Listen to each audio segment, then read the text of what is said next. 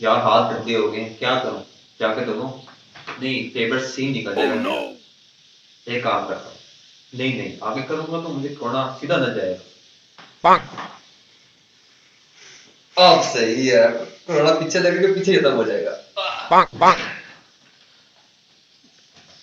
इस पगला को तमीज भी नहीं है चीख मारने की। जाके इसको देख के आता हूँ।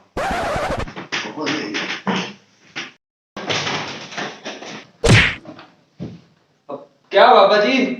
जहां से तमीज नहीं है चीख मारने की, साथ वाले कमरे में सोया हुआ हूं मैं।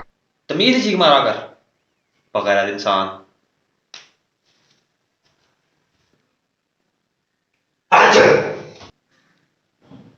मैं बड़ा हूं, तेरी खैर है। तू तमीज सीख।